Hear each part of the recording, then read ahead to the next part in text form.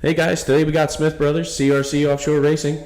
They stopped by to do a podcast with me. I really appreciate it, guys. Good to see you. Yeah. Good to see you too. Great to see you. I miss you guys. It's hard in the new Corona era to get together and see everybody, but things are looking brighter, which is good. Yep, that's for sure. I heard Point Pleasant seems to be solid on the schedule for September, so we're ready to come back to Jersey and battle it out. Unfortunately, in my last podcast, I told everybody it was going to be in August. But since then, the mayor's moved us to the end of September now. So just correction there. But I'm super excited. I miss the Jersey Shore racing. I miss that is one of those things in racing that's irreplaceable. The Jersey Shore. I mean, it's the nostalgia of it is it's unrivaled anywhere we go other than maybe Key West, of the memories that you can draw out of just pulling into the pits in Point Pleasant. Mm-hmm. Yep. I mean, we grew up on the Jersey Shore, going to way back when it was the Hennessy, and then all the years in the Benihana, and seeing all the big names, the Betty Cooks, the Billy Martins, and then going and watching the racing on the Barnegat Bay, which had a huge divisional series that we used to go to. We used to jump on our little 13-foot Boston Whaler and pull out there and go watch them race around, and I always wanted to do it. And fortunately, here we are. Right. Who got you into it? I said, grew up watching it, and then we grew up spending the summers on Chadwick Beach Island, and you had Roger Munn and Jolly Roger, and Bud Crisp and Rated X, and Gary Robin. At the time, he had a Magnum Commotion. Right. And Wild Turkey. And they were all on Chadwick Beach Island. Frank Lack with Wild Turkey. So it was like we used to run down to the marina and watch them put the boats in, and we were fans forever. And then in 98 or 97, he decided, hey, let's try it. Let's try it. So you started in an Active Thunder? We did, yep. An Active Thunder. So that would have been Factory 1. Yes. Right, at the HP 500 or just before? HP 500, yeah. How does that? I always like to draw a comparison there. How is that those days of Factory 1 compare to today's bracket class? Is it remotely the same? I think it's pretty close. The nice thing is that the boats were set up pretty evenly with the HP 500s. You did have a little weight difference depending on if you were running the Kryptonite, the Active Thunder, the Superboat back then. Ours was a true Active Thunder with the family cockpit in it and the bunks up front. You could go use it for the weekend, which was great. That's why we bought it. The racing was awesome. I think the fact that we all stuck to the 500 HP, we were pretty close with each other, so you didn't have people way out front. I think Class 6 has created a more competitive field in terms of we can't go over 70 miles an hour, so we are deck to deck. You know that. So you got to get a good start. You got to get around the turns great and keep that speed right at 69.9. Right. The Active Thunder, we could go 80 something in that, and some of the other boats were probably even faster than that. But you were living on the edge on that boat, right? And we did some damage to that boat in Point Pleasant in '98, and then kind of retired for a little while, and then came to OPA in 2007. Right. In the Corsa. Yeah, in the Corsa. So I told 496 horsepower. It's funny. I talked about it with Randy quite a bit, and I guess it has been some time since I came in with the green boat there, and I had so many people asking me about our relationship because nobody remembered that, they were like, you spent that much time running with them. I'm like, man, I learned everything from you guys, Right. And that Corsa was a fantastic boat for Class 6, and now you're in the Joker, which is, I mean, it doesn't get any more Class 6 than that boat. I mean, it's such a solid hull. Yeah. It's a shame there's not more of them. Because that's a perfect boat to race in that field. One came back last year, maxed out, was sold to Dante, Dante Napoli. He, I don't remember the name he ran under. Showtime in Inglewood, and so hopefully that sticks. There's a lot of good not new teams, not new people, but new boats Yeah. coming, and which is awesome. I was talking to my father the other day, and we believe there's 13 or 14 brand new teams, brand new race boats, which is awesome, awesome. And in Class 6, you guys were talking about the kind of the wide open aspect of Factory 1 there. The reason why I think I enjoyed Class 6 so much with you guys was, even with my lack of experience, or your wealth of knowledge there running tight in traffic, the bracket offers you an equalizer. Yes. And where you can line up in any boat, that Active Thunder, your Corsa, your Joker, and run them all the same way. Yep. And I just think that that's the coolest thing. And we were talking a little bit before the podcast about the Hall of Champions. And I priorly said that the Smith brothers were in twice. And I actually had them mixed up with Mike Bocchino from You Gun Learn. But we stumbled on a pretty cool factoid that Class 6 went in the Hall of Champions, 5 years in a row? Yeah, starting with you. Yeah, 5 years in a row. Mm-hmm. So that just shows the dominance of the bracket classes. And the interesting thing, I think, if you look back at the results in Class 6, it's been competitive. I mean, it's always competitive. And what do we have? 13 boats in Englewood last year, and years ago we had 10 in Detroit and 13 lined up at St. Clair. And you look at the pictures, and you're straight. No social distancing there. No. I mean, we were side by side. You could touch each other. The Throttleman could touch the driver, and that's the thrill that Class 6 gives us. Which you can't get anywhere else, I think. Right. Where it's competitive every race. The crowd sticks together. Oh yeah. That's it. It's hard to get away. Yeah. And when somebody does, if haven't done it, you can see how impressive that is, how hard that is. To run, because people obviously people like to equate somebody way out in front to they were breaking out, but I've been a half a lap behind people, and they weren't breaking out. I mean, it's just they nailed it. They're running the number. Yeah, and what I noticed with bracket class is the guys that come out and hit the nail on the head on the first lap, they get out and they get gone and they win the race. It's all. There is no warm up laps. Nope. There's no. You got to go. Yeah, there's no burning off fuel. Nope. There's no. It's all go from start to finish, which is awesome to me. I mean, not that everybody's not doing that, but in the bracket classes specifically, that first lap is often your hardest lap. And it's just cool to me to see the skill and the people that have come from that class to now be realizing 5 straight years of Class 6 Hall of Champion inductees. That's pretty wild. But we right now we're 2 months or about 2 months out, hopefully, from Cocoa Beach. Will be the first one now. And are you guys gearing up for that, or? Probably not. We just can't go to Florida that many times. So I think North Carolina, and then Point. Yep. And then we're talking about Fort Myers. And Right. Obviously Englewood. Definitely. Wouldn't miss Englewood. No, Englewood's a permanent. That's the place to go.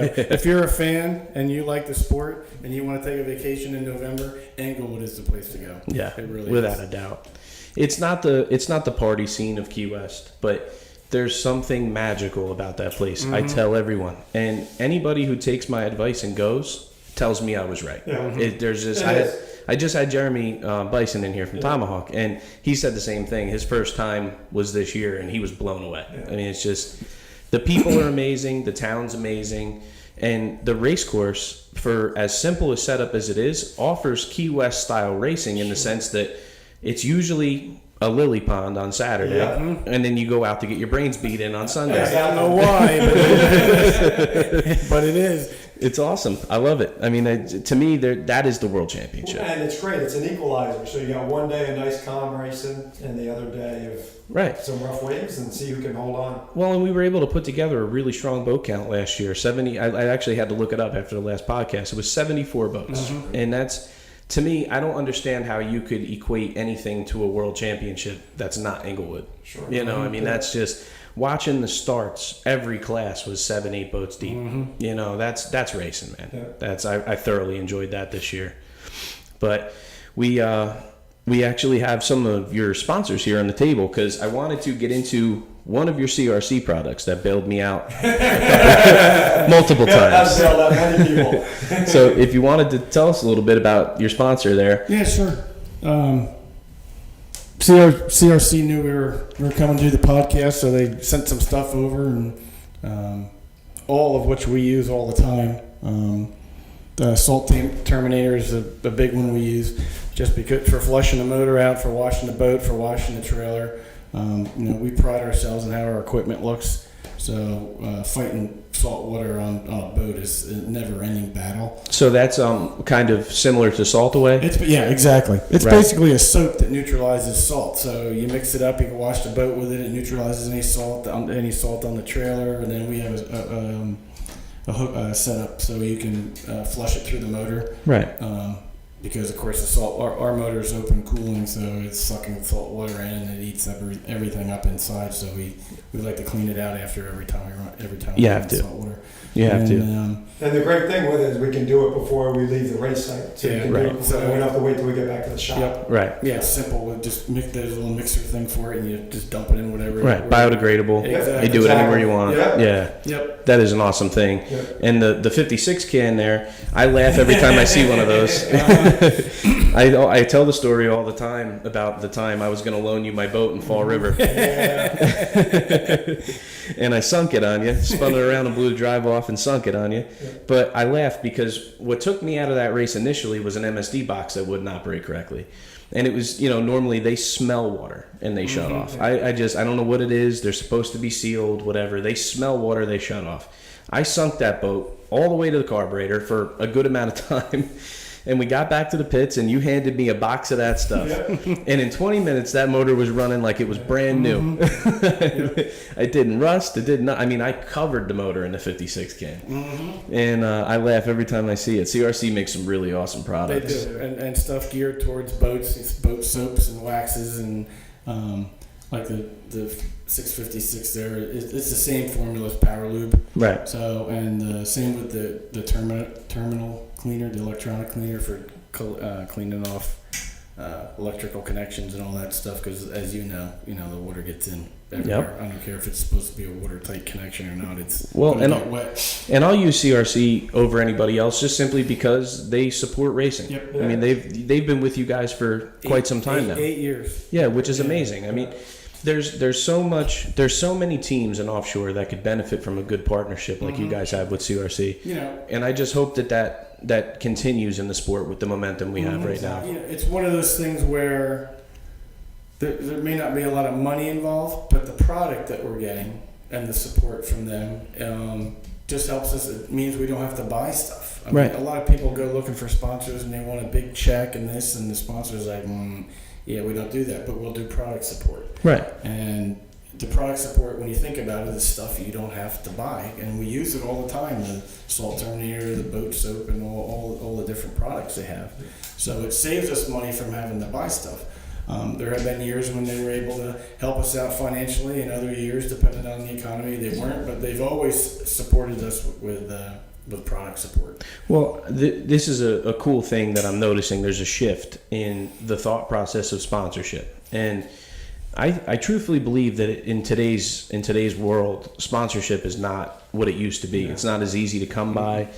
People aren't. I mean, they're hanging on to it at the moment, And I've stumbled across a couple of companies that were interested in doing partnerships, and I didn't understand that at the time. It was the opposite of what my goal was, which was I needed money. Right. Yeah. And so I didn't really get it. And the more I look into it, it's a pretty awesome concept. I mean, CRC's not paying your bills, and you're not paying CRC's bills, Right. but you're helping each other with a brand. They're helping you and you're helping them. And I think that it makes you, just by having CRC on board with you, it gives you a more, not professional, but still professional stigma. Right. When you see the boat run, and there's a lot of us out there that don't have sponsorship, so it's not a knock on anybody else, but when you see that CRC logo go by on your boat, it looks like a race boat. Legitimate. Yeah.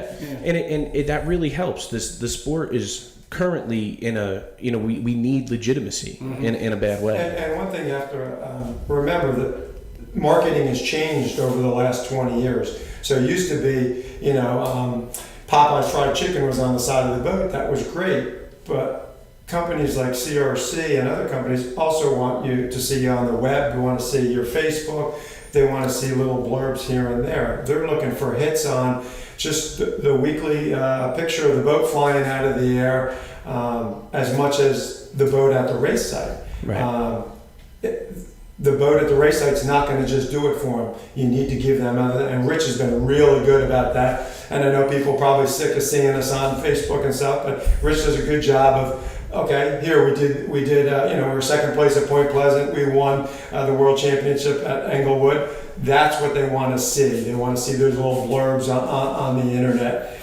So more people see it, somebody follows it, somebody shares it, and they see the CRC logo. Yeah, and I'm sure the sponsors appreciate that, but there's more to that as well. What you do there, what they're asking you to do with that promotion, fans love that. Yeah.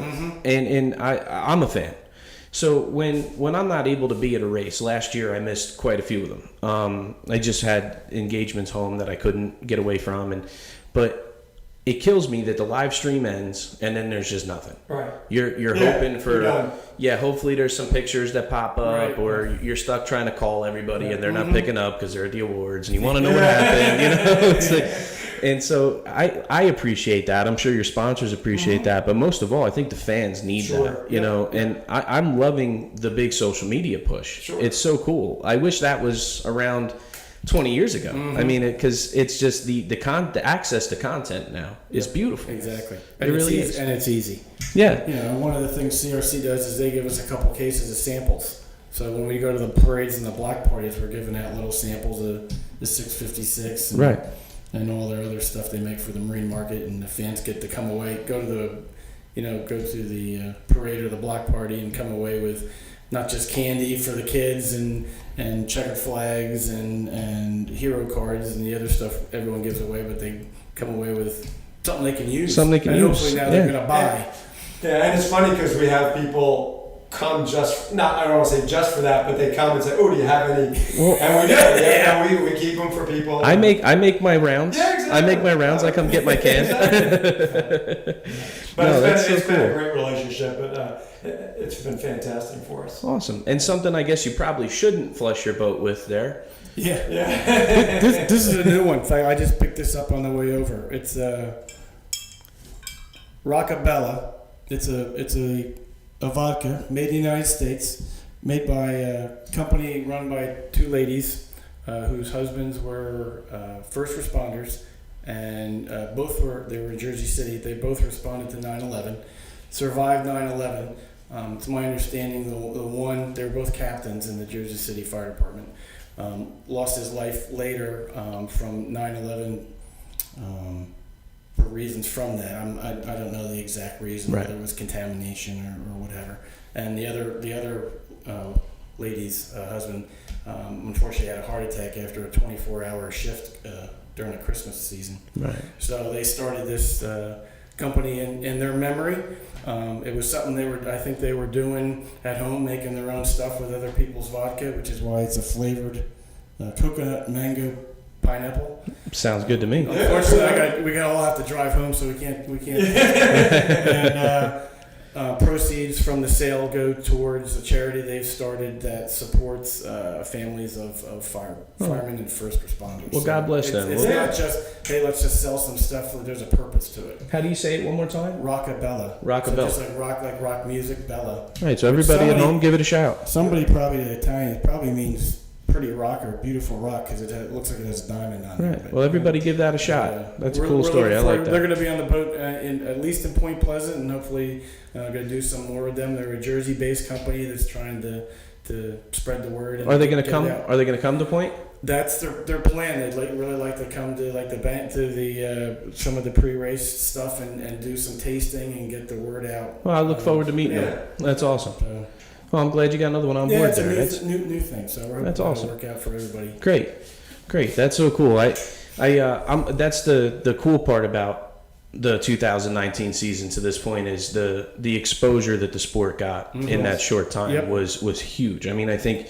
it probably rivaled the last 10 years put together. Sure. Everyone you know? was on board. Everyone was working together for the most part. And I saw a lot of teams, come in with backing, with help. And I haven't seen that in a long time. When I was a kid, that was already kind of done, like that 2002, 2003, it kind of fell. It tried to come back there before 2007, and then, I mean, it's just been a decade of... And even with that, people say, oh, the good old days, and you had Michelob Light, and you had Popeyes, and you had, whatever. A lot of those guys, that was their company to begin with. So they're really sponsoring themselves. Right. They just happen to be, wealthy individuals that loved offshore powerboat racing. I mean, the dudes were racers. I'm not taking anything away from that. But they had the money through their companies to sponsor themselves. Right. I mean, Billy Martin ran Bounty Hunter for years and years and was very successful, world championships.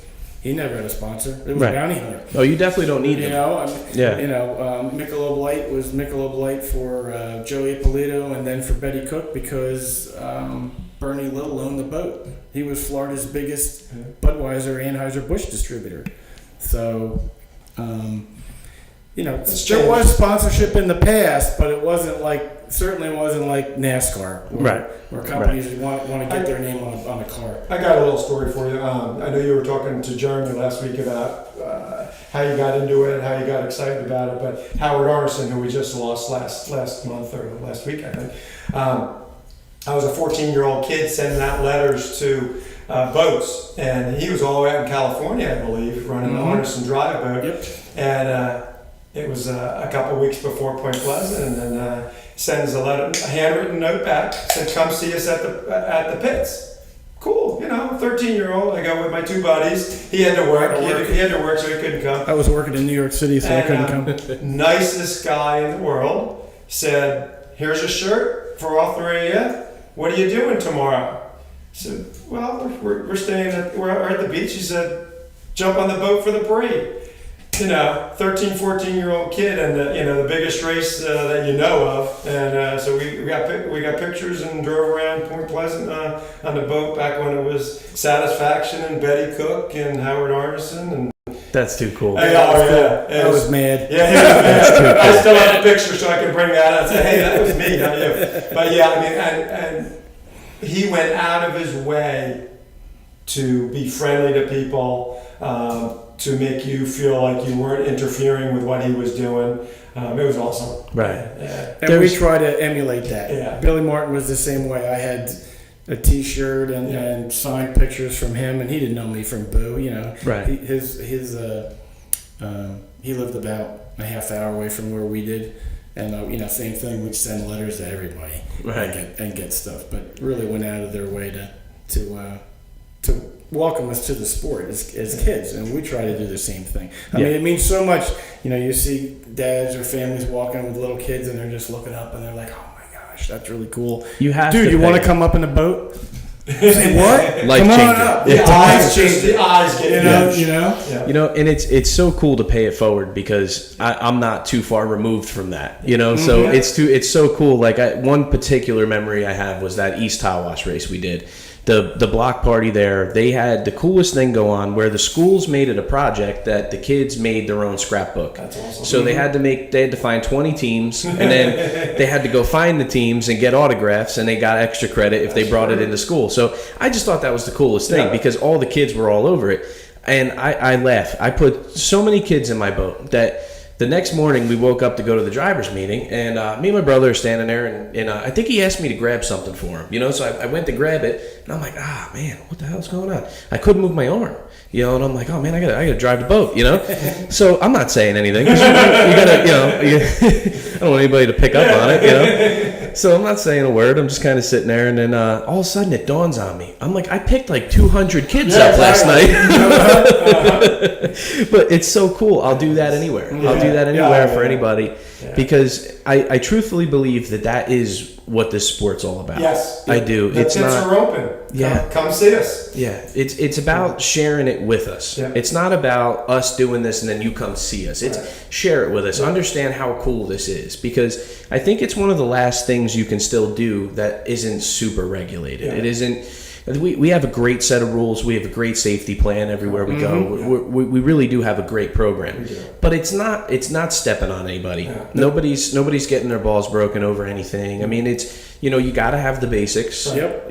But after that, it's on you. But and to say we're not just looking at 10-year-olds, teenagers. We're talking to 20-year-olds and 30-year-olds that they're right on the wall. Ooh, should I try this or not? Yeah. And someone like Fran, who's been kicking our butt for the last year. Well, we've gotten him enough time too, but he came into the sport and loves it. As a fan. As He a was a fan fan first. And We were now all- he's a we racer. were all fans And first. we love it. The more the merrier. We don't want to race there by ourselves. We want 13, 14 boats. Yeah, At the absolutely. start, And it's true. And there's something to be said for Chris Rendell. Yep. Everybody's got their own opinion of the bat boat. Correct. But to me, it does offer an easy start. Yes. It really does. If you want to get your feet wet and understand what this is all about, it gives you a good opportunity. And I like the seats for rent. Yeah. I do. I'm still a fan of that. I know it's dangerous. I know a lot of people have their own opinion of it, but you're in there with a veteran racer like Chris. Chris to this day is probably one of the best people I've raced against. Sure. He's fantastic. He's tough. He's tough as He nails. doesn't give up anything. And I Great don't- races, very confident. And I don't know his girlfriend's name off the top of my head, but she wheels better than I do. She does. So it's cool. Like if you wanted to come and give Offshore a shot, there's your chance. Exactly. With great people. Without a big investment. Yeah. Without having to go buy a boat and go. Right. Because you see so many, unfortunately, guys come in with not a lot of knowledge and go buy a boat and think they're going to go boat racing, and the reality of it is like, holy moly. Yeah. This is This is serious. Yeah, you were talking to Jeremy. You can get in class 7 for 2,000 or 3,000 for the boat, Right. but you're going to spend another 10,000 easy. Yeah, well, So- you'll get in for $3,000 until you do Point Pleasant. Well, once. exactly. Right. Well, exactly. Then he needs a fiberglass repair. Right. Yeah, it's a budget thing. It's funny that budget thing seems to come up in Yeah. every single show I Yep. do, and but because it really is that important, you have to know where your limitations are. Yep. I probably would have never done anything different. If it wasn't for my father, I just didn't have. I don't have that I don't have that within my reach. Right. But there's so many people who love this sport so much Yes. that they'll make that reach. They don't care. They'll leverage whatever they got to leverage, do whatever they got to do to get that boat. Well, we've been very fortunate because Bud Wilson, our motor builder, also one of Rich's closest, dearest friends, and mine too. We call him our second dad. Has been with us for 20 years. There's a lot of us that think that too. Exactly. What's your dad? No, but he is. We love him like our dad. He's race dad. He's race dad, and then so he's the motor builder. We do what he tells us to do for the motor. But like that, we would not be able to do it without him. Right. And then we've got Dennis Carahan, who's we call the boat chief, boat captain, whatever. He's the fiberglass specialist, Right. and he was fixing our fiberglass after Point Pleasant a couple of years ago. And if it wasn't for that, we wouldn't be back here. So. I do have to say that you have my favorite crew in Offshore. You do. We love them. Your engine builder, Bud. If there's still people in the sport who haven't made their way around to saying hi to Bud yet, they really should, because I love Bud to death. He is one of the nicest people I've ever come across, and he always tells me when I'm wrong. Yep. Always, I love it, He'll man. do it quietly, but he'll tell you. And Dennis and just the whole team is just your whole team is fantastic. I couldn't wait to have you guys on, because I wanted to try to explain to people what the sport really is all about. Yeah. And I'm so happy that we had Randy, Jeremy, and now you guys, because I'm starting with our grassroots that make the most sense. Yeah. It's you guys have been doing this for better than 20 years now, no? Yeah. So that's, we were just talking about the sport and how amazing the sport is. If that doesn't say it for me, I mean, you've been doing this for over 20 years. It's incredible. I love it, but it starts with that crew. Yeah, and it starts with having help. And like I said, we have 2 race dads that come with us that enable us to concentrate on the boat to go racing, and they help out and do the little things and big things. Or if we have a problem on Saturday and we have to fix the boat, they're both there. They'll run to the store if we have to, or have the knowledge to be able to fix it right there. So Right. It's great. I got to experience it. I've never been a part of a full-fledged team before, and not that my team isn't a team, but we're a skeleton crew compared to most. And I got to experience it a little bit with my brother running with Aaron with AMH. Where they have a beautiful team. Yeah. They led by Kenny, their crew chief Kenny. He keeps them all moving, Yeah. and nobody's sour grapes. Right. Everybody puts their best foot forward. Everybody wakes up on the right side of the bed in the morning because it's not about them. It's about that boat and the performance of that boat.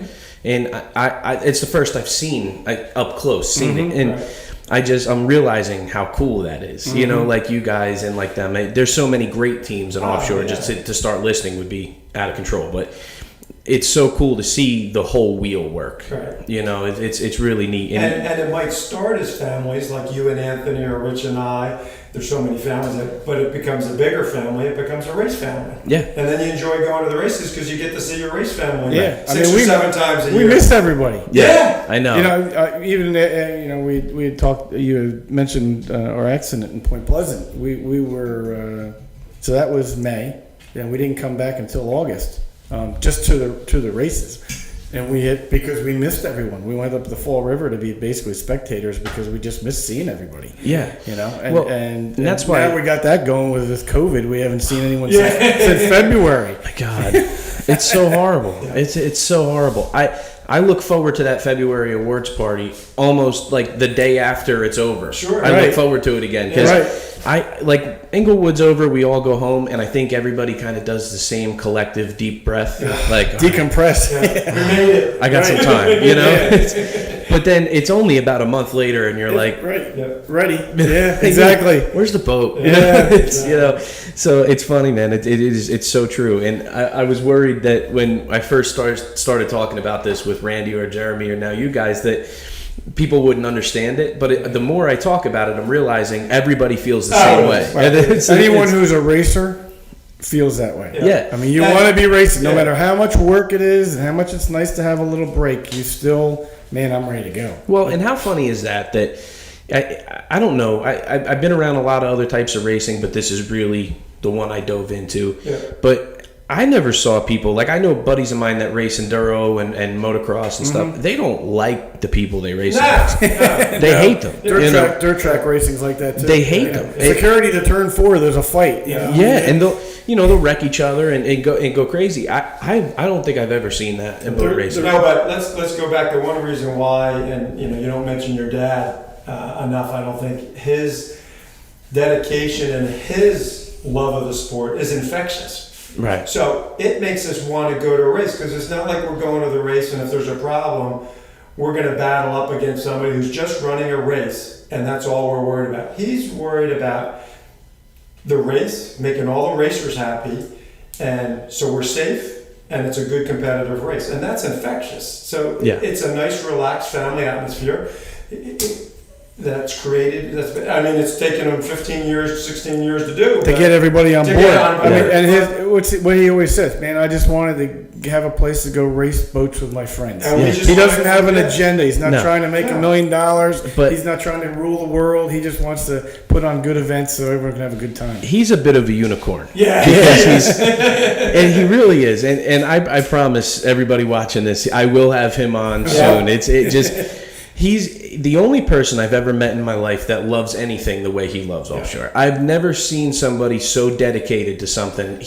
Every day, there's not much that goes past him. I mean, he picks up just about everything. And I'm talking with him the other day about stuff that to me is like breaking news. Right. He knew about it for a month. Like when people say like live, breathe, eat, sleep, that's him. I mean, this is his life. Well, and look at his dedication of when our boat was under the water at Point Pleasant for a week. I mean, we were ready to write it off. We basically said, we're done. That's it. Right. He was like, nope, we're gutting that boat. And he spent many days and many hours on that. And as much of that was for you, I understand. It was also for him. Yeah, because he knows what that would feel like. Yep. You know, it's the only way to explain it is he doesn't run this organization as a president. Yeah. He runs this organization as a member of this organization. Yep, sure. And he runs it the way he would want it ran if he was a racer. Yeah. And you're never going to knock everything out of the park, but you can get close. I mean, and he's pretty close. Yeah. I mean, there's a lot of talk that that OPA doesn't have the professionalism, the this, the that. But what we do have is a dedicated group, a truthfully dedicated group. I mean, right down to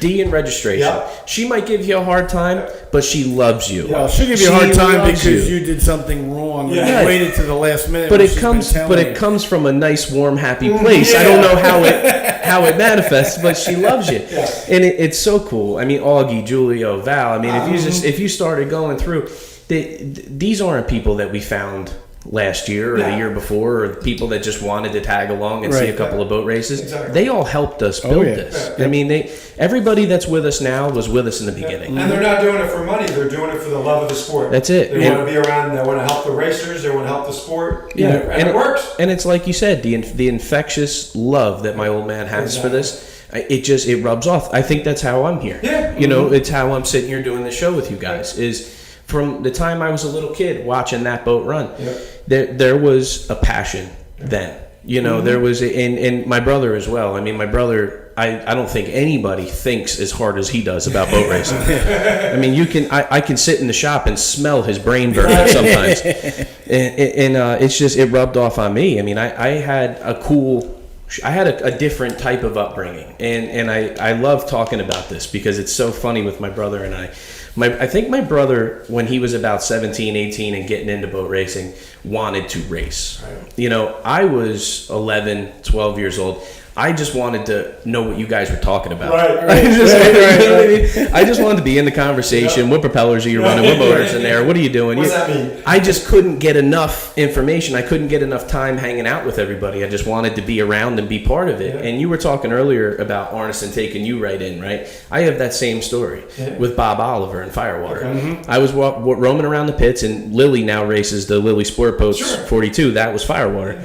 And to me, that was, if you've ever seen the original paint job, I'll make sure I include it in the cast here. But the original paint job on that boat. With flames, right? It was the flames. Yeah. The front was peeled back with the steel underneath it. And I remember being a kid and walking up to that boat and just being like, this is the coolest boat I've ever seen in my whole life. And if you've ever met Bobby Oliver, I think he's about as tall as this building.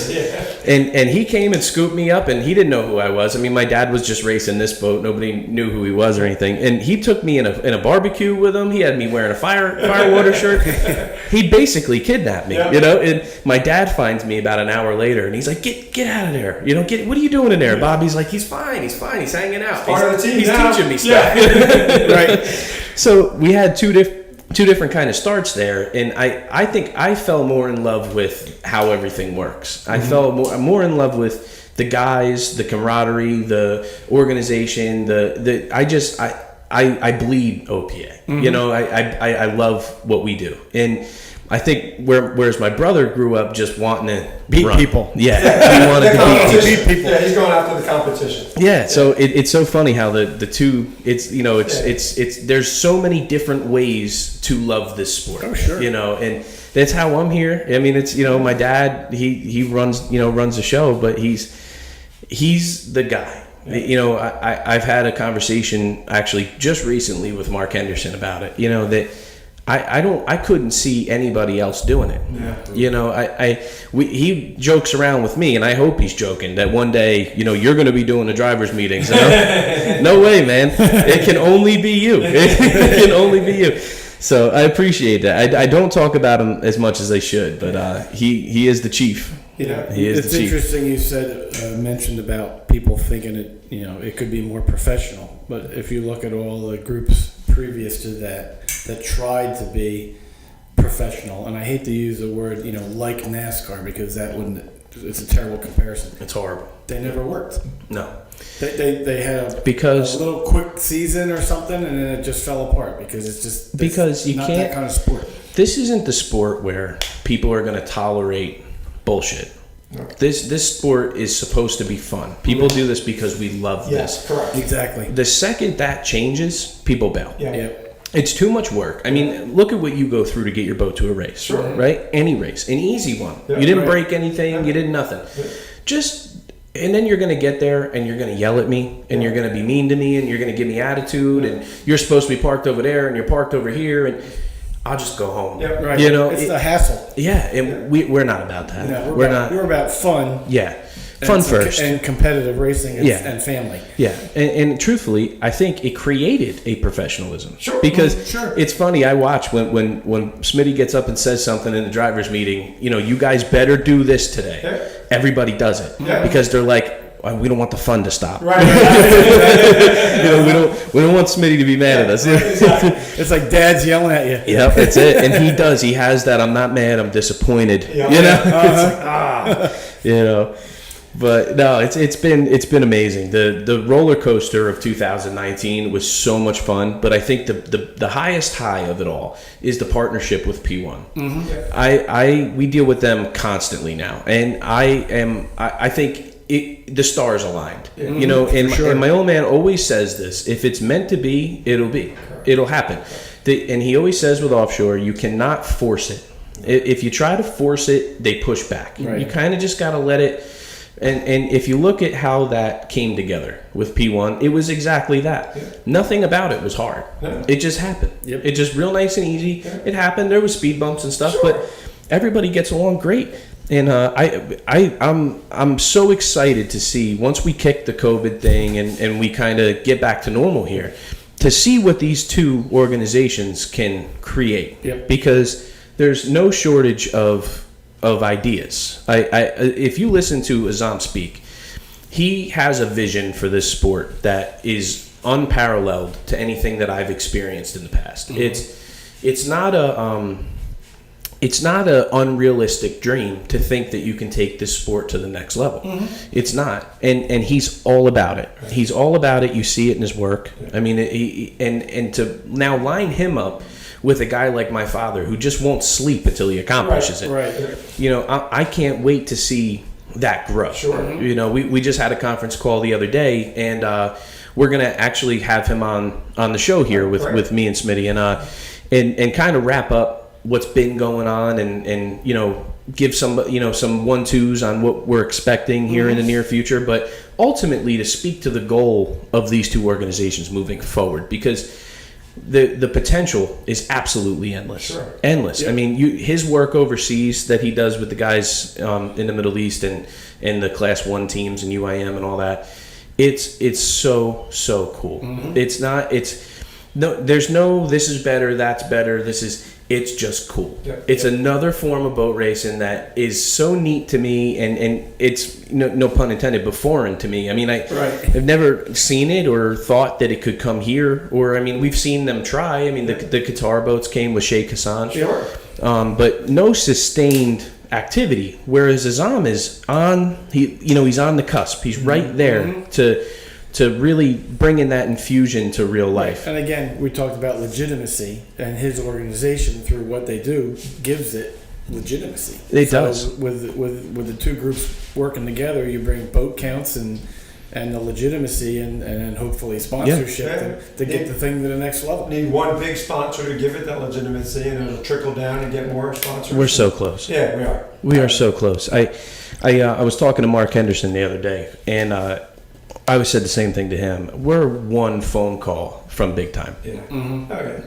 And I don't know what would come of that. I don't know what would change, what would stay the same, what would happen, but I would love to see it happen. I would just love to see, we need that one little nudge over the edge, and I don't know if we're rock stars. I don't know if we're capable of that, but it'd be cool to find out. Right. We're rock stars when we show up in St. Clair and we show up in Michigan City and Englewood Beach. And, hell yeah, man. Yeah. Pleasant and the other races. For a weekend, we are rock stars. Now, you're 100% people don't know right. our names generally. It's usually the boat. Right. It's usually the Waz Up boat. They want to see the Waz Up boat. That boat, Well, world famous. And it's funny you bring up that point, because we were talking earlier about sponsorship, and Offshore is one of those weird white elephants where you're not sponsoring the people.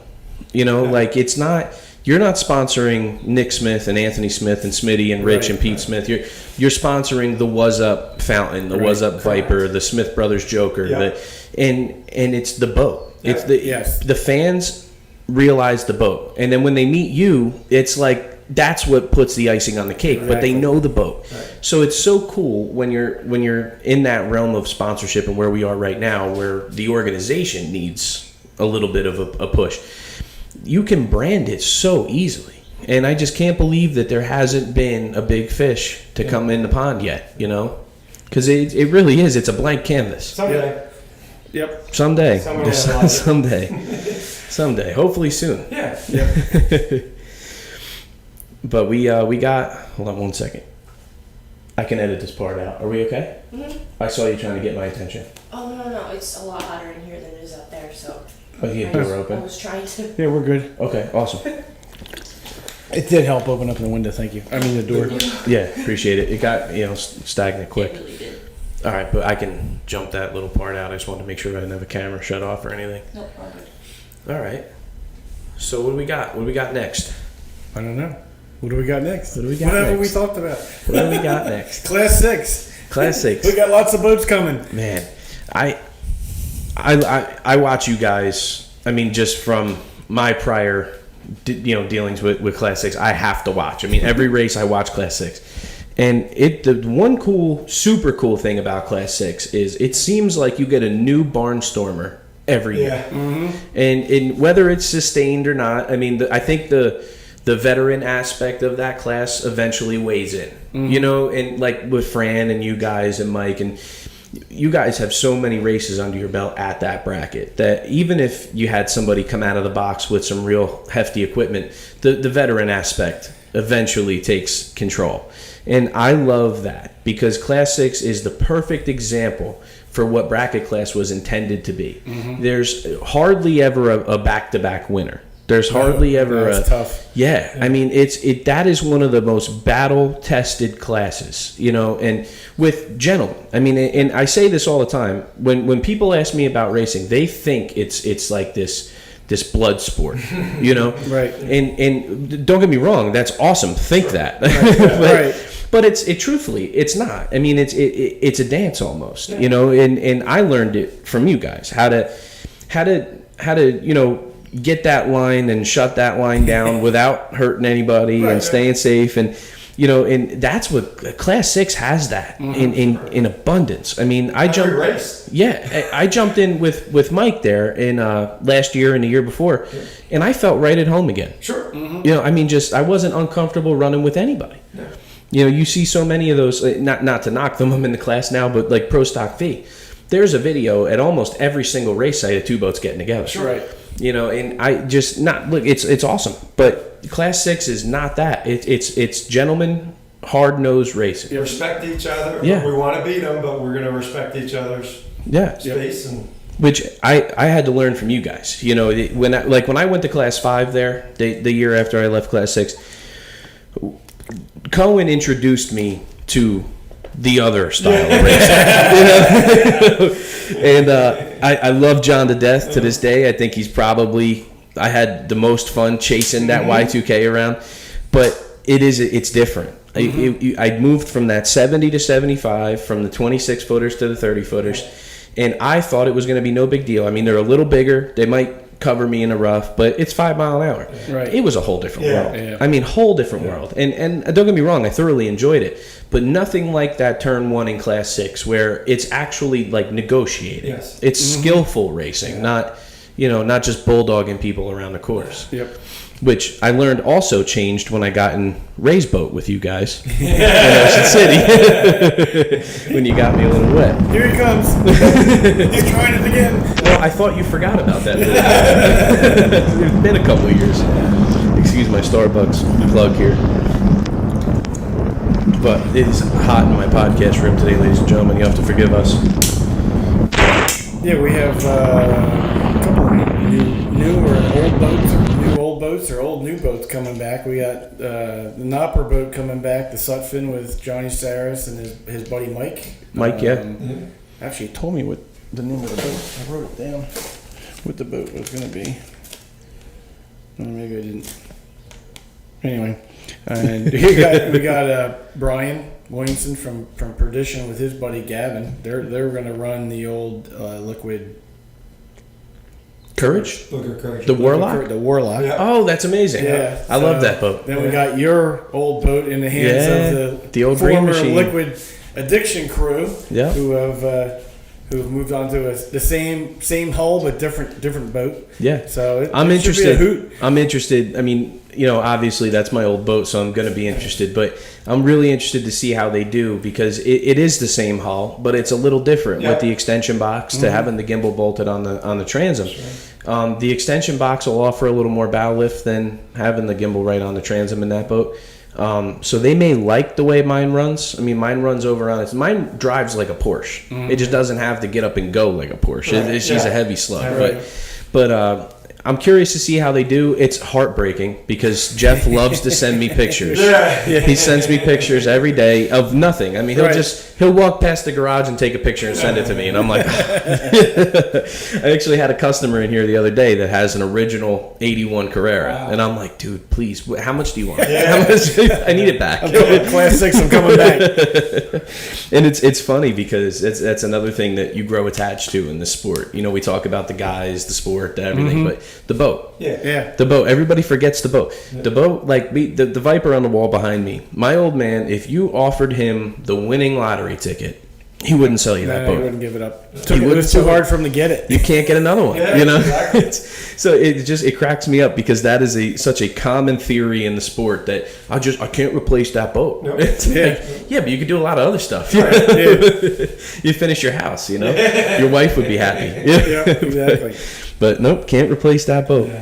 You touched on the boats and all. Everyone asks us all the time, well, when are you going to step up to another class? And so, well, why?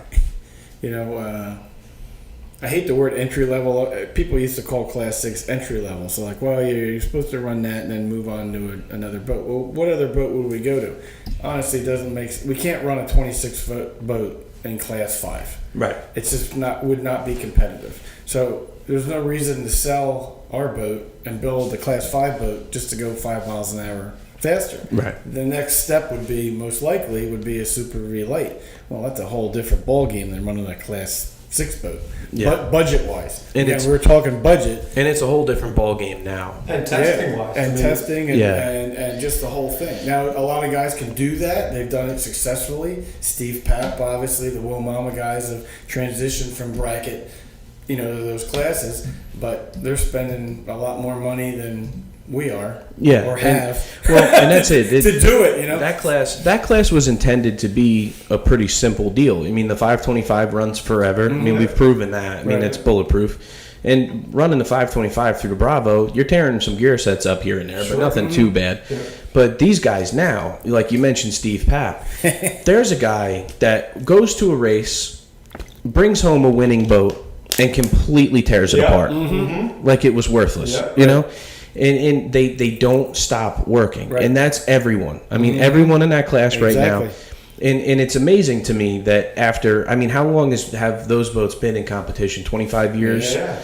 That 25 years later, they're still fine-tuning. Yep. And it's not technology or equipment upgrades. I mean, it's the same rules it's always been for the last 15 years. Sure. But they're finding mile an hour here or there. Yep. And if you're not looking for it, if you're budgeting and you're not going to happen. You're going backwards. You don't have a box full of props. You're going backwards. And I talk about Britt a lot, but justifiably so. I mean, Britt is raising the bar in the Super V Light category, or Pro Stock, whatever we're called now, Pro Stock V. He has taken the bar and just thrown it up 15 notches. I mean, him and Kevin together probably have more seat time than Will does anymore.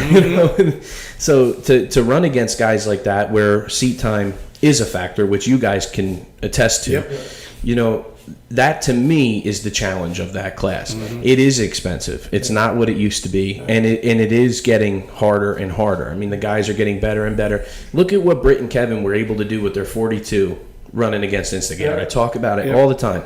That isn't because the boat was really good. Those two are really good. They have so much seat time that they can almost get in any race boat now and make it work. So I'm like, ecstatic to get in and weigh in on that, But I agree with you. If you were to move up, I think that's the class to go to. Right. The bracket class stuff, it's almost the same at any level. Sure. It's because it's not that the competition's no different. You're playing the same game. Right. You're just doing it in a bigger boat. Bigger boat. So, yeah, I agree. I think that the next step to the bracket class is to spec class. Yep. And that's like a you big said, step. it's a huge bite. I took it lightly. We've been joking. It's a common, it's a joke now. But How long you been putting this boat together? Yeah, 2 years. I keep having to get Will to put new numbers in the transom. Yeah, there we go. But it's true. It's so much more than you could wrap your head around initially. It's every single bolt you put in that boat, you weigh. I mean, it's not you don't cut a wire and butt connect it. Yeah. That doesn't happen. I mean, you're into every pound to be competitive. It's a crazy deal, and I really think they should weigh the boats with the occupants. Yeah. Maybe because me and my old man are probably close to about 600 pounds. Right. I think they should. It's all muscle. I think mostly with him, but I do think that that's something that is important to at least talk about. Is weighing the boats with the occupants. Well, you're getting to the point where the weights are you're cutting the weight so close to the minimum that yes, the weight of the crew is making a huge difference. Yeah, and it's critical now because the boats are so close. Yep. And I think that's like the next little rule change for that class. I think that's the next competitive move there because, the people don't really understand weight. People think that when you add weight, you slow down. You don't really lose top end. You lose the acceleration. Right. I believe the rule of thumb is every 100 pounds is a second. But that a second of acceleration time will end your race. Sure. I gotta lose some weight. Yeah, but it's true. And like in that Super V Light, I mean, I don't know what the typical starting speed is. I'd guess somewhere around 55, 60. That pull to 90. Yeah. There's a lot of seconds there. That's Right. that's probably 7, 8, 9, 10, 11 seconds in some boats. If you could knock 1 second off, that, you would. Yeah. So I think that's the next thing is weighing them with the occupants. And I'm not just saying that because we're a bigger crew. Right. That I do think that's a cool thing to start to integrate, and not only into this class. I think all the spec classes should be that way. It offers a more competitive and accurate situation in the class. Yeah. I would love to see that. Yeah. But it's the spec classes are growing, which is to me it's a beacon of success in the race community.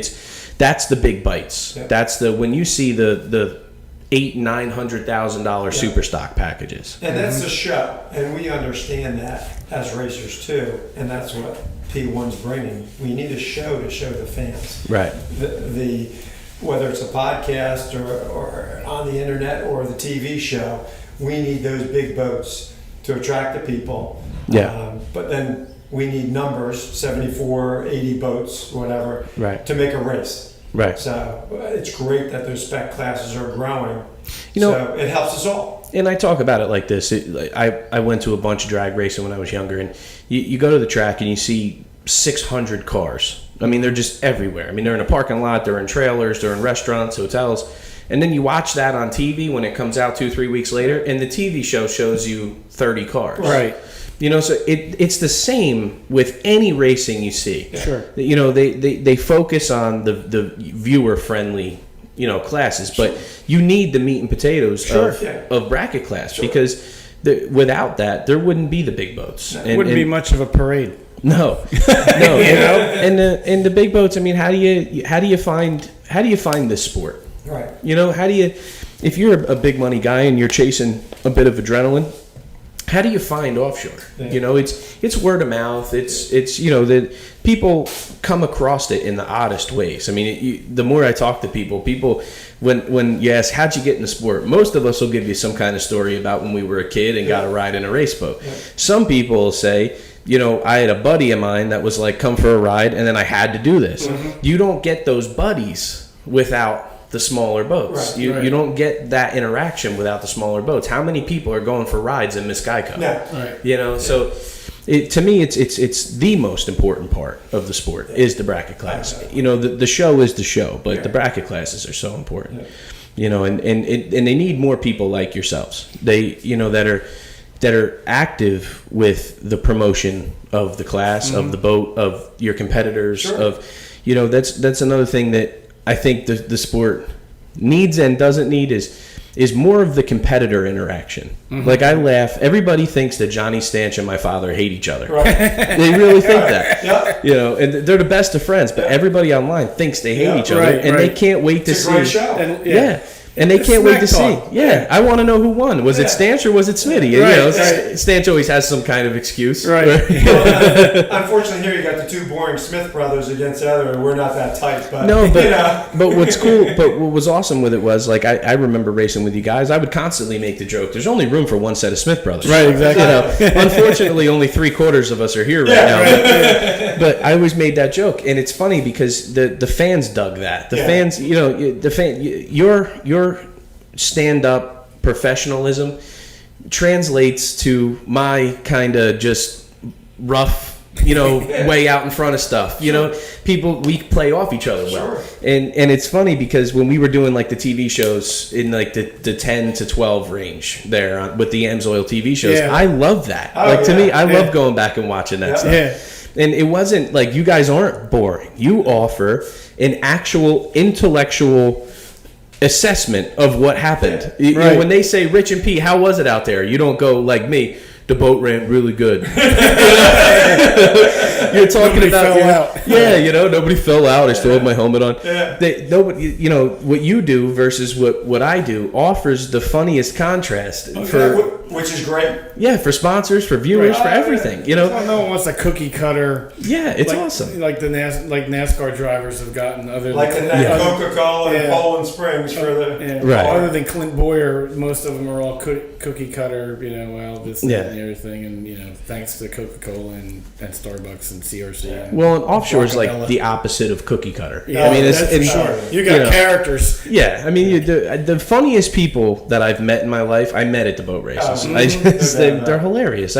When Randy came in to do that first podcast with me, my sides hurt for 3 days, Yeah. and that's just before we even got to the podcast. You know?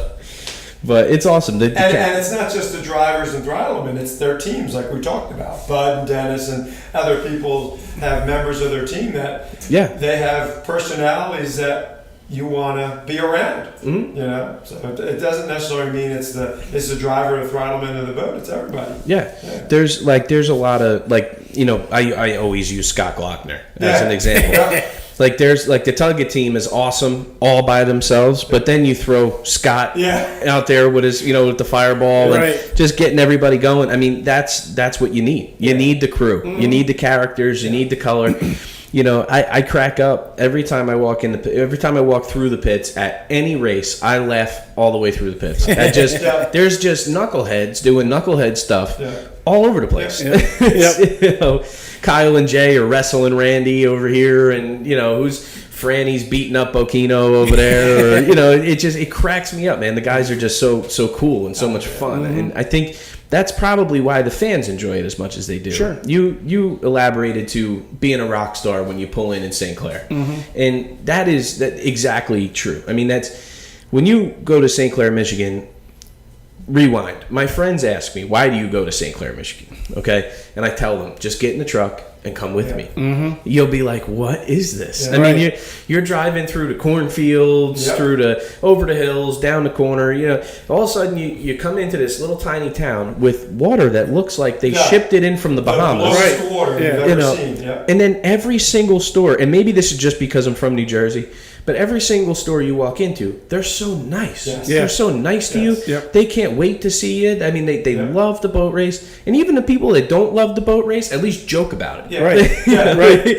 You know, it's great. And I made it, I was talking with maybe Jeremy on the last podcast about, I met kids when I was just starting out that are now my age and looking to get into boat racing. Right. And these are kids, this is an actual, I can prove to you that all that stuff you do with these little kids, it pays off. Sure. They come around every single year. They all want to race. They all need to know, Yeah. how do I get in this? What am I looking for? What kind of boat? Yeah. And these are kids I met when they were 8 years old. Well, now they're driving themselves to the race instead of dad dragging them. Dad Exactly. still might be going, but now they're driving dad there. Yeah. So it's great. Yeah, they're the next racers. It's fantastic. And there's so much new blood in the sport that it's amazing. There's no shortage of examples now. You know, I'm bad when I start naming names. I feel bad because like I leave people out. Right. But so I'm not going to name names. But there's just so many young people that are getting into this sport right now. Some of them with, historic last names. Some of them Sure. without. And I just think it's amazing because if you're a young kid that was interested in this sport 10 years ago, who were you going to go talk to? Right. Me or Johnny Saris? Or there wasn't. I think that was it. I mean, until a couple years later. So now you can walk in the pits and there's like 40 guys that are your age, that can tell you how we did this, and that's a good testament to Class 7 as well. Oh, definitely. Oh, yeah. Class 7. I mean, Class 6 was Class 7. Now with Class 7, it's kind of taken that entry cost spot, But I just got the opportunity to race Class 7 last year, and I believe you did the year prior with Ken, right? Yeah, and Ken's kryptonite. And it's close racing. Yeah, it reminds me a lot of what we do, even in Class 6 or Class 5 or 3. There's no shortage of competition in No. Class 7. No, you quickly. That's a thing. I hope people, if they listen to anything I say about Class 7, you quickly forget you're doing 60. Correct. Everybody likes to hang their hat on that. Like, this is why I'm not going to do it. It's such bullshit because when your green flag goes up, if you told me we were doing 160, I'd believe you. Right. It doesn't feel like you're going any slower or faster. Nope. You're in a pack full of guys that can really race. And then add 3 or 4 footers. Yeah, and good luck. Yeah. Hang on, man. Yeah. When we went out on Sunday in Jeremy's boat, I don't get afraid. I mean, I never had that. I didn't have I have the nerves. I hate when people tell you that they get in the boat like sunshine and rainbows. Yeah. I get in the boat. I mean, I got shit going on, but I don't scare easy. Right. We're coming out the inlet, and I'm like, man, are we going to be able to get through there? And like some big rollers. I'm looking over, and Jeremy's just kind of looking at him, and okay, so I'm like, all right, I guess this is normal. Like, man, it wasn't normal. Yeah. Man, it was not normal. Yeah. That green flag went up, and I can't talk about Garrett Moore in that Punisher boat. I can't talk about him enough. That kid put on a display, and I'm sorry, I just said kid. That man put on a display on Sunday in Inglewood. He passed me at least 15 feet. Yeah. I mean, they were keeping up with us for a while, I think. Yeah. Dude, they went by me 10, 15 feet in the air. I mean, just perfectly level. I mean, it looked like it was 30 feet long. I mean, if this is the same boat. That's a velocity, and this is a velocity. I'm looking at Jeremy like, man, we're doing something wrong. We're doing something wrong here. But it's great because it's even if you're getting into it at an entry level or an entry cost, you're getting to race against guys like that. Oh, yeah. That you realize really quickly that there's room for improvement. Sure. And that's, I think, the deciding factor for most people that want to try boat racing is that moment when you get up against the real competition. Yep. Are you ready for this? Are you going to push harder? Are you going to learn your boat? Are you going to figure out how to get around this race course? Wow, this or are is you going to tough. bail? This is tough. Yeah. Turn one. Yeah. Turn one You with figure it out. 6 boats on each side of you. Yep. All going the same speed. Yeah, I think back to my first year racing with you guys. I mean, that was your eyes open quickly to what I get out in front of you, and I thought I'm king shit. I'm out in front of Smith Brothers right now, and then all of a sudden you would go by me so fast. It was like we were in 2 different classes, and I'd be like, I gotta work on that. I gotta work on that. You figure it out. To me, that's the fun part. Mm-hmm. That's I don't mind the races I lose. Yeah. There's one guy that doesn't get enough credit in this sport, and it's George Eisenhower, and he drove for Tyler Crockett all those years, and to this day he spanked me so bad that I swore he was running 100 miles an hour. Yeah. I mean, just spanked me. I mean, I didn't think you could get around the St. Clair race course any better than we could. I mean, me. I mean, anybody that's raced at a high level and done this for a couple of years pretty much has mastered St. Clair. Sure. And for George to go out there and put a lap on me without breaking out, I'm like, that crazy old man at 75 years old. So it's amazing. You get to race against these guys that you think are in the Supercat class or in Class 1 or they're the best. No, a lot of the best drivers are running the Class 6 boats and the Class 5 boats. You get to run them in a Class 7 or a Class 6 or Class 5 boat. You don't have to buy a Supercat to go up against The best. The best. Yeah. There's Yeah. still good guys running in all the classes. And have Yeah. a lot of seat time. Yep. Yeah. A lot of seat time, a lot of experience, know where to take you on the turn. Yeah, and a lot of years as a team. Sure. You know, where and I say that all the time, and I often use you guys as an example. I'll say, like, take those two and put them in a super stock. Take those two, put them in a V light. I would bet it's 3 or 4 races before you're competitive. You're right there in the pack, because if you can do what we do in the smaller boats, which is negotiate the race course. Sure. Right. If you can put that together with the finesse of a spec class style race, Oh, it translates. It comes There's like no doubt. this. Oh, it does. you know, I mean, I've come across certain people who they're great in the bracket class boats until it comes to floating the spec class boat. Right. I mean, I'm in that same boat right now. I'm making that transition as we speak, and it's incredibly difficult to do. But if you master the first skill, if you understand the race course, if you understand where you need to be, where you need to end up, Right. how do you get past this guy without losing speed? Mm-hmm. How do you? My biggest challenge in offshore was trying to catch the boat in front of me while not letting the boat behind me catch me. Right. Sure. People get tangled up with each other Yeah, so yeah. often, Yep. and they get so busy racing them that you forget to race the race. Yeah. You know, and that's spec class 101. I mean, that finesse handling of driving. If you already understand how to negotiate, you got your foot in the door already. If you're just a finesse style driver, but you don't know how to shut off the second half of the turn, you know what I mean? You don't know how to block the entrance. Right. There's no way you're going to succeed. Yeah. So to me, the bracket class guys come in with a leg up. Well, if you talk about a lot of seat time and people being comfortable, Ray and Rob Burke, you never counted them out because they had so much time in the boats that they raced that they might be, a quarter mile behind you, but then the next lap they're right next to you. So Yeah. this is their experience running the race and And you could going never around the turns. count Ray out. No, not at all. I mean, Ray, for those of you watching or listening that don't know Ray Merck, how long's Ray been racing? I mean, since 75 years. at least at least 75 years. I mean, Because he's 75 years Yeah. old. yeah. He's my idol. And you would go out, head out the inlet in some bumpy stuff, and you would think, Ray's probably going to sit this one out, Yeah. and he's second. Yeah. Yep. It's like, where did he come from? Yeah. Yeah, just a warrior, Yeah. That I had so much fun when I stepped in for Ray in Ocean City to race with you guys.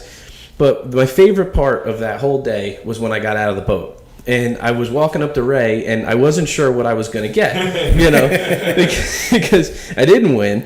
And on top of that, I kind of lost it. That was my move down the Right. inside that got us shut down, not Yeah. Rob's. And I walked up to Ray, and it was exactly what I expected. He shook my hand, he said good job, and he told me he would have won. Yeah. So I can't say enough about the bracket classes. Yeah. I love them. There's nothing like it. Yeah, we all get along. We all would help each other out. If someone needed a part. Yeah. Just like we've lent Bud out to help somebody else with another boat. It's a big family. Yeah. Yeah. Well, I mean, I can remember the year when one of those bat boats went through the bottom of your Yeah. course, and we finished the second half of that one with Rich. Yeah, exactly. We donated navigators. Yeah. But that's the camaraderie, the brotherhood that is offshore is untouchable. Well, I mean, it's- not offshore, OPA offshore. OPA, And that's, you're right. That is the Result from your dad. result of your dad. Yeah. The setting down. This is how it's going to be. This is how I want it to be. Where if doesn't matter what class you're in, if someone you're racing against, someone in another class needs an MSD, needs a bolt, needs a water pump, needs a drive, come and get it, Yeah. and we'll help you put it on. Where you at? Yeah. I mean, everyone is like that. Yeah. You don't find that a lot in all motorsports where everyone is willing to pitch in, but because offshore is tough on equipment, we want all the boats to be out there. If Right. a guy in class 6 breaks down on Saturday testing, well, we don't want to run a race and win or come in second because they're sitting on the trailer. Yeah, What do nobody- we need to do to get you out there? Yeah, nobody that I can think of wants to buy the win. No, You know, no. I think for I think it would be true for 99% of the participants Oh, yeah. on the course. They want to go out there and really win. I mean, Oh, they yeah. want to race the best, Yep. and they want to know when they won that they did something, Yep. that they really went out and did that. And that to me is so important to highlight in what we do now, because there's a lot of new people in the sport, and there's a lot of not first timers, but haven't been around in a long Right. time, or raced here, now they race there, or however you found your way into our family now. We don't give them away. You know what I mean? We don't give the W's away. No. That's Nope. not what we're about. You're I mean, gonna earn the flag. you got to earn it. Yep. And I think that is why we produce the competition level that we do. I always laughed back when they used to bring the Florida guys to beat the Jersey guys, and I'd laugh. I'd be like, you don't know what you're in for. You don't know what you're in for, man. Where you race, they don't even let you pass in the turn. Right. And big wake up call.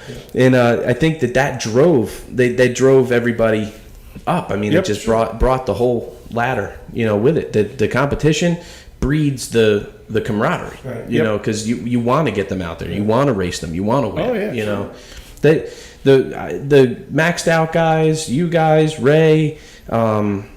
There I go. Naming names again. Yeah, exactly. Naming names, but coming up, Years. I benefited from that education. I wouldn't trade it for anything. I wouldn't have, wanted to have been in a Supercat or Class 1. I'm so happy how I came through. And one of the greatest things is that our race course is different every place we go. So Yeah. you've got St. Clair, where you're dealing with the current, a tighter turn, and then next week we come to Ocean City and we're dealing with hurricane weather, and then we go down to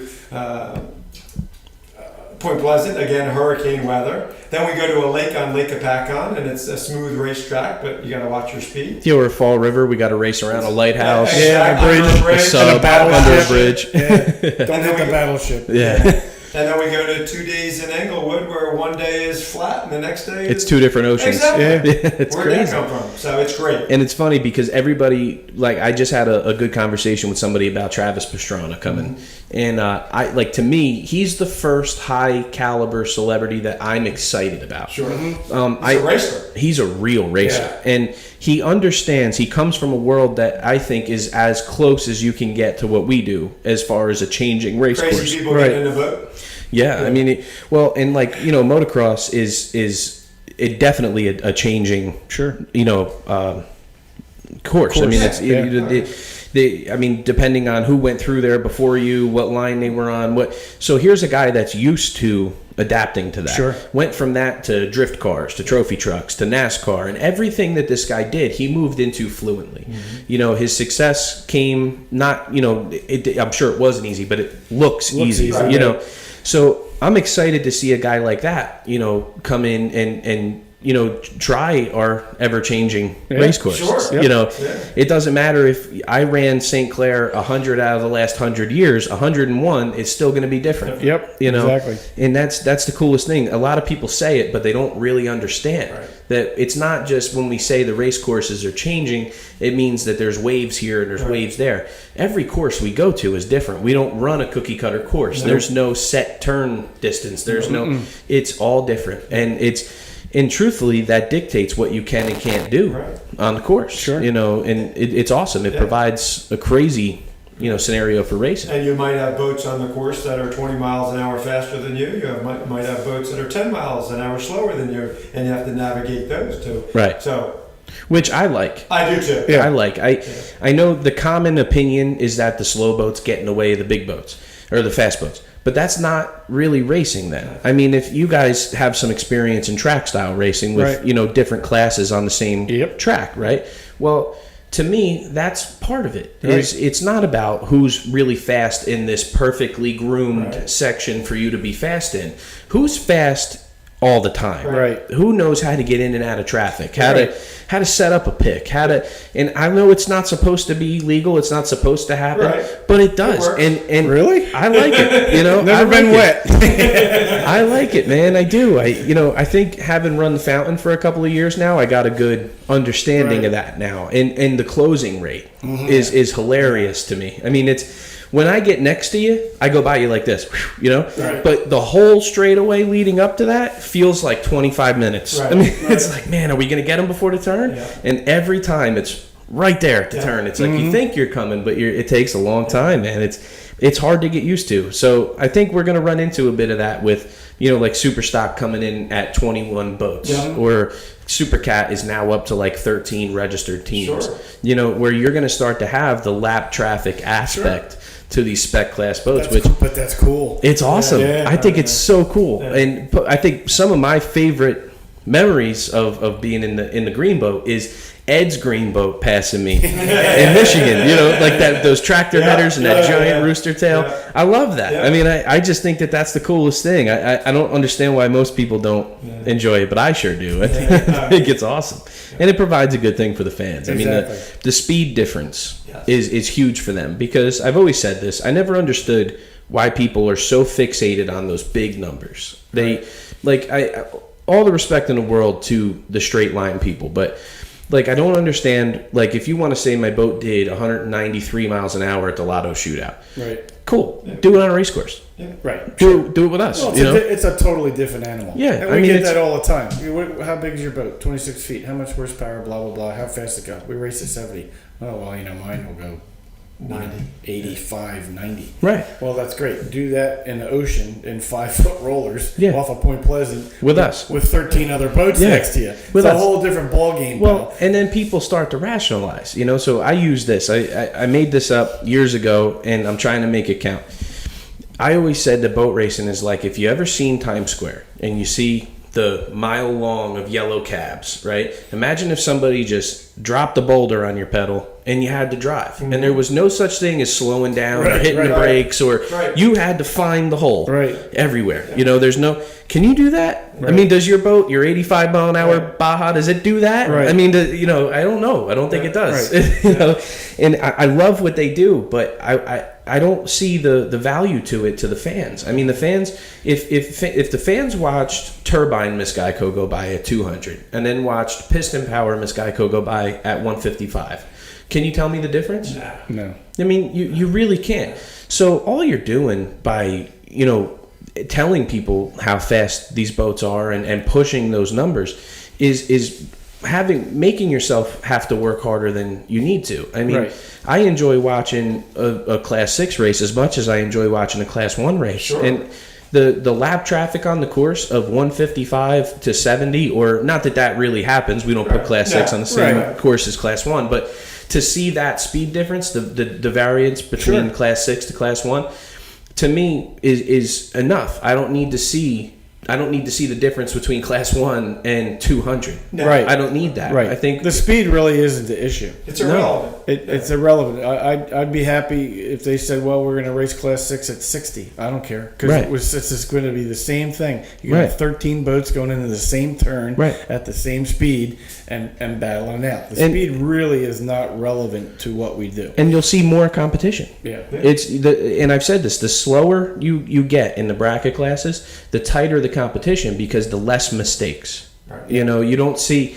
When I ran the green boat with you guys versus when I ran it in Class 5, that 5 miles an hour, I screwed up all the time. Right. I mean, things that I would never even think of. Gave up a whole lot of real estate when you did it. Yeah. And not only that, but like when you'd be in Point Pleasant in Class 6, where the majority of the boats are running 64, right? Let's just say out of 70, you're running 64 in the bump. Whereas you go to Class 5, you're in a 30-foot Y2K with 700 horse is going to sit at 74 miles an hour. Right. So all of a sudden, I had to take that little green boat and make it do that. And it's not. Truthfully, I mean, it made me better. It boosted my brother and I to a whole nother caliber having to do that. But I had more fun going slower because it was actual racing. It was, you weren't so caught up in if you were going to survive this straight away. You know, it was you were really racing. I was really setting up lines. I was really, you know, if you looked at me over your shoulder this way, I went that way. If you know what I mean? It was, to me, that's racing. That's the fun part. John Cohen has to be famous for his backwards driving. That guy, when you race against Cohen, he puts his arm around Eddie Simmons or Brent right now, the guy you race with, and he races like that the whole time, right. looking at you. Uh-huh. And it's like, man, I can't. If I go inside, he goes inside. If I go outside, he goes outside. Like, you don't get that at 150 miles an hour. You don't. It's just different. I think the slower classes provide better races. Mm-hmm. I really do. I Tighter agree with racing, that. definitely. Yeah. Which the fans enjoy. So Yeah. you got the bling of the big boats and the high speed and the coolness of a Super Cat with big old giant chromed engines, and you Yeah. got little single engine boats that are like a swarm of wasps.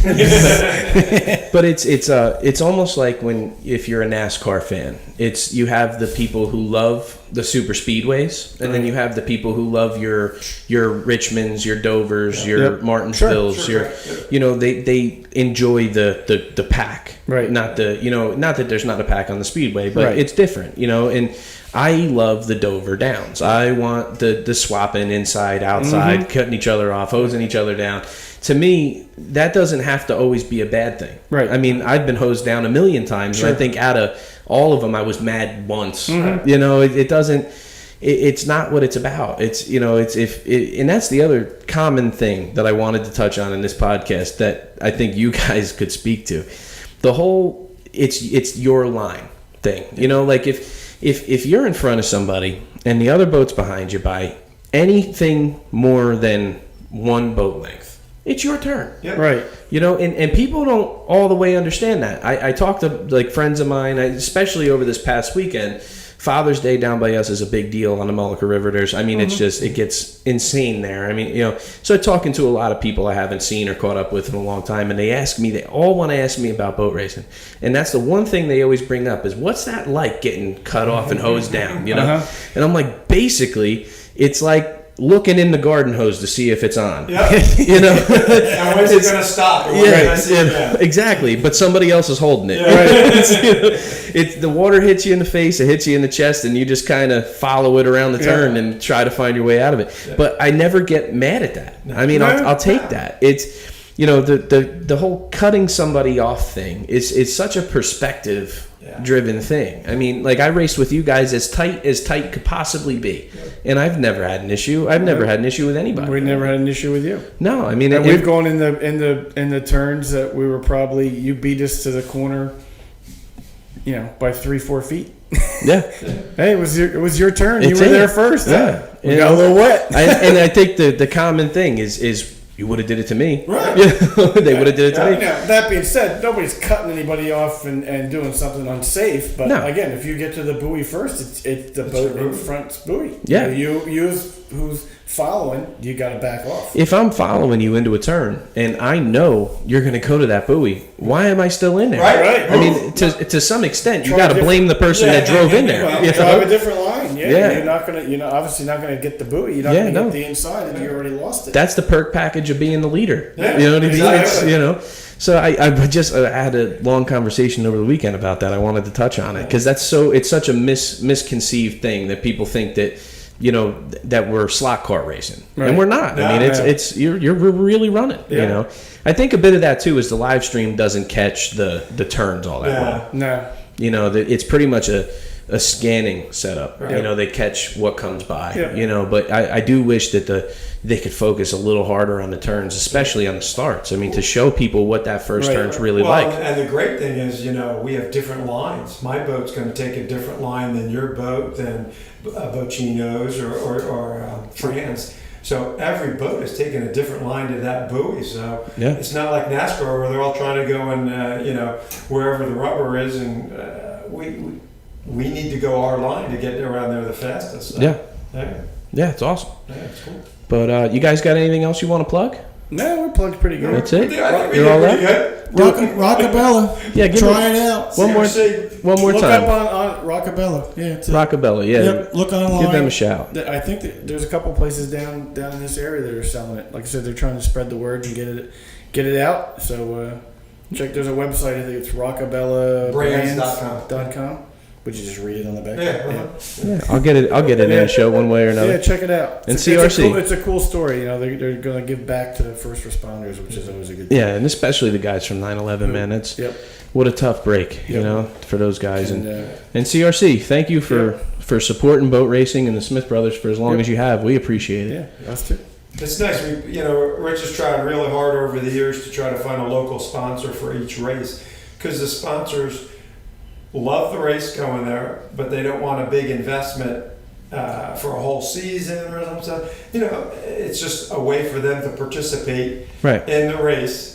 And they love seeing how we make out, and they feel like they're in the boat with us when we're going Right. around. So whether it's St. Clair, Lake of the Ozarks, we've had some great sponsors over the years. Point Pleasant, it's fantastic us to have a partnership with people. Well, we really need it. Yeah, We really need it. I mean, this sport isn't cheap, No. and we need all the help we can get. That's Yeah. for sure. But all right, guys, it's a couple hours there. Yeah, Cool. Good to see Wrap you. it up. Yeah. Thanks for coming in. Yeah, when Yep. I appreciate it. Point Pleasant, Point Pleasant, Yeah. Cocoa Beach, Yeah. Fort Myers, Englewood, Morehead City, Yep. Englewood. Yeah. Englewood. Bring it on. Race Bring it around. on. Yep. Thanks, guys. Till Yeah. next time. Good deal.